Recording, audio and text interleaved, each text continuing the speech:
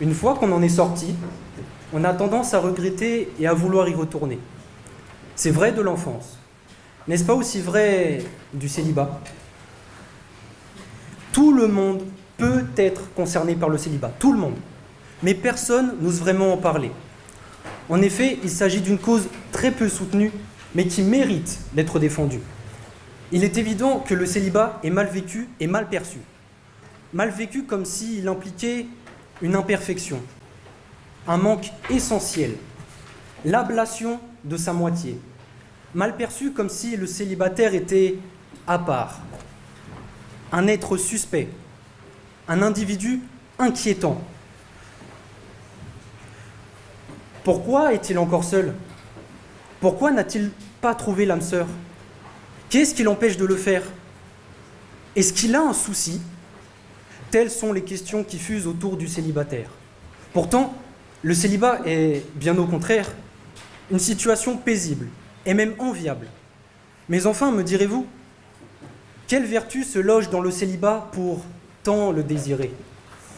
Tout d'abord, quand on est célibataire, on gagne du temps, beaucoup de temps, une bonne partie de notre vie.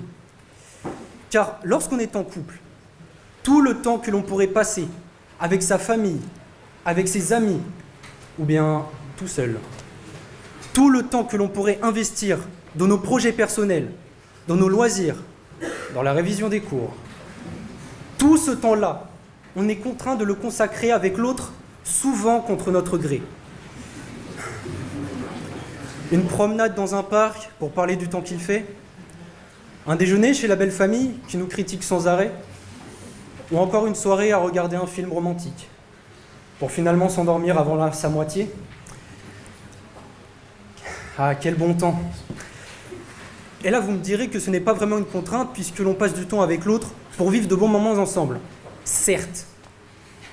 Et après, que se passe-t-il quand tout s'arrête ? Quand la rupture est brutale, quand la relation que l'on pensait solide se liquéfie au point qu'il y ait de l'eau dans le gaz constamment. Je vous le répète, chers camarades, que se passe-t-il ? Eh bien, on repense à tout ce temps que l'on a perdu et qu'on ne retrouvera jamais, coincé en bas d'un sablier que l'on ne peut pas briser. Et on regrette. On se dit qu'on aurait aimé gagner du temps plutôt que de perdre son temps à aimer.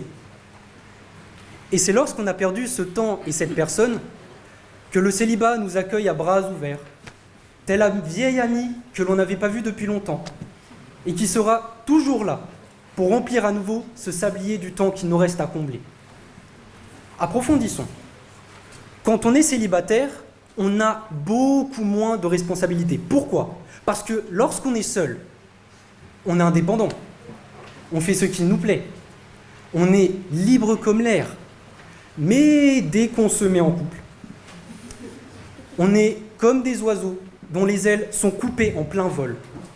On tombe, on s'écrase, on s'enterre, on s'enferme, soi-même dans une prison dont la seule échappatoire est la séparation. C'est là, chers camarades, que l'on se rend compte que tous nos choix sont conditionnés par l'autre. Et on met tout en œuvre pour ne pas blesser cette personne. Car la moindre erreur aurait le malheur de la mettre en pleurs ou de lui faire peur au point de lui briser le cœur et que son amour pour nous meure.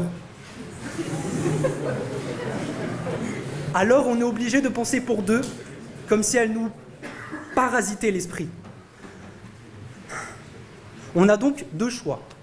Renoncer à notre liberté ou renoncer à cette personne. Choisir, c'est renoncer, disait André Gide. Autrement dit, dans tous les cas, nous sommes perdants. Alors la meilleure des solutions, lorsque nous sommes attirés par les flammes de ce paisible enfer que l'on appelle vie de couple, c'est de ne jamais s'y aventurer. Enfin, être célibataire, ça coûte moins cher. Imaginez-vous, une seule seconde, tout l'argent que vous allez dépenser pour votre partenaire dans des cadeaux, des sorties, des voyages. Et dans quel but le faites-vous ? Dans le seul et unique but de lui faire plaisir pendant quelques heures, quelques jours, Au mieux, quelques semaines. Certes, cela lui laissera de bien beaux souvenirs, mais ils se noieront dans un océan d'oubli mémorable au moindre faux pas. Alors déjà que l'on ne possède pas forcément la fortune de Bill Gates, c'est notre compte en banque qui remerciera notre célibat de lui tendre la main pour l'aider à se relever. En revanche, chers camarades, si vous vous prenez pour roi ou reine à dépenser tout votre argent sans compter pour simplement jouer les cavaliers, vous chuterez du haut de votre tour et vous deviendrez fou, au point que l'autre vous éjecte. Dès lors, vous redevenez un simple pion en situation d'échec. En définitive, sachez que le célibat n'est pas une fatalité, c'est une chance. Si vous en souffrez, ne vivez pas le célibat comme une maladie. Prenez-le comme un remède, parce que vous, les célibataires, vous êtes dans la normalité. Vous avez plus de temps, vous avez moins de responsabilités et vous êtes riche. Si vous êtes célibataire, soyez fiers de l'être. Si vous êtes en couple, mais que vous n'êtes pas heureux, n'hésitez pas à mettre un terme à votre relation. Car, comme le disait Jean-Jacques Rousseau, mieux vaut être seul que mal accompagné. Alors, à quoi bon perdre son temps à chercher l'âme sœur quand on peut en gagner et faire ses choix seul et en paix? Chers camarades, je vous le dis, contre la prison et les aigreurs du couple, le célibat, sa liberté et ses ardeurs. Merci.